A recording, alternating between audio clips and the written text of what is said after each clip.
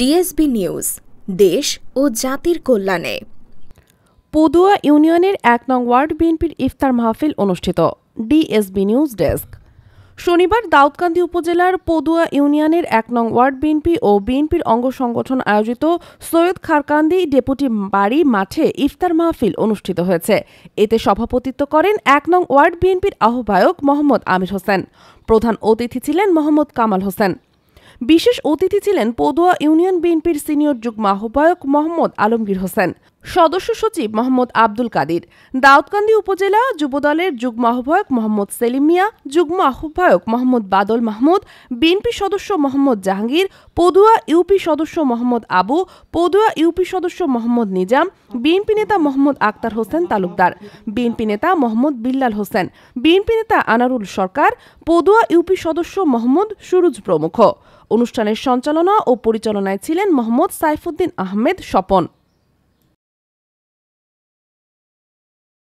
বিসমিল্লাহির রহমানির রহিম।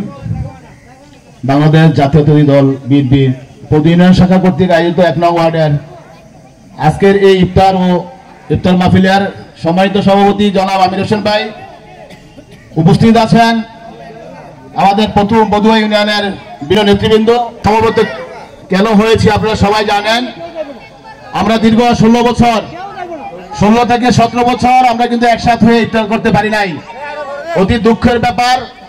দীর্ঘ শুকরু আলাইনা বাদা লিল্লাহি দাইয়া নবী সালাম মিনাস সালিহিন ফাবাশশারনাহু বিগুলামিন হালিম। ওগো মাবুদ, আমরা ইফতারের আয়োজনে আল্লাহ মাবুদে মাওলা ইফতার সামনে নিয়ে তোমার দরবারে হাত বাড়াইছি রে আল্লাহ। আমাদের সেহরি, আমাদের ইফতার কি তুমি কবুল আর মঞ্জুর করে নাও। বিশেষ করে আল্লাহ, ও মাবুদ, বিএনপির আল্লাহ সকল ভাই মিলে আল্লাহ ইফতারের আয়োজন করেছে রে মাবুদ। দীর্ঘ 17 বছর পরে একত্রে হইয়া ইফতার করতেছে সবাই মিলে আল্লাহ।